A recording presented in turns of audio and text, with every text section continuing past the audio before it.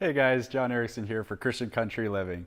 You know, when we talk about fire, I really do like matches, and I love a modified lighter, but the problem with these is that they're going to run out eventually. So that's why it's good to have a backup source that will last much longer than either the lighter or the matches. I present to you the Ferro Rod, also known as a ferrocesium rod. This is made up of a bunch of different mixtures of metal, including rare earth metals. But the important thing that you need to know is that it's excellent at making sparks and helping you to start a fire. So I thought I would demonstrate a little bit so that you could learn a little bit more about a ferro rod. So to strike it, you're either going to need the backside, a rough backside of a knife, or the other thing that I carry around that I don't have today is a little mini edge that you can strike it with. It doesn't really matter, but the knife is kind of nice because it's a more leveraged surface to work with than the little itty bitty striker. So there's a few different ways that you can stroke it, and it really depends on your situation. If you want a lot of control, you can rest the end of it down on your surface, and you can get some really good sparks like this.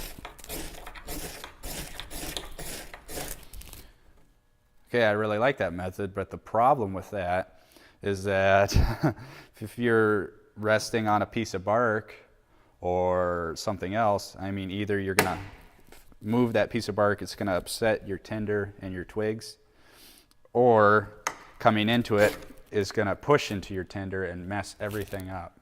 I've done it a lot.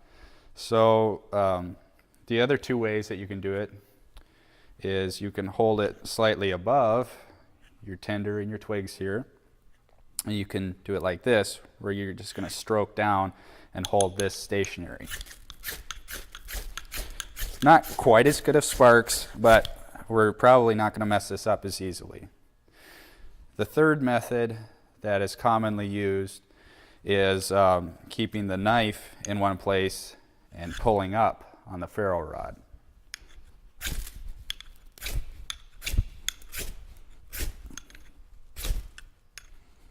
So we're just keeping the knife in the same place and pulling up. I don't like that method as much because I don't feel like I have as much control, but it just depends on the situation. So let's see this in a more practical application. Say that you are in the woods and you need to get a fire going, and you have a rag on you because you just came from work, say. And we're going to take this rag, and as always, we're going to rip it up, make a lot of fine edges. This will make it very easy to light on fire, as opposed to just lighting it untorn. So you have this here, and then you put your sticks around it, and we're going to try the second method. There we go. It's just that simple. So you can see how this would be really valuable to you. We didn't have to waste a match, and we didn't have to use any lighter fluid. And this is going to last for, I've heard all kinds of estimates, but probably at least 10,000 strikes. So I always carry this with me in my everyday carry, along with my trusty 2 lighters and my 24 matches in a waterproof match case.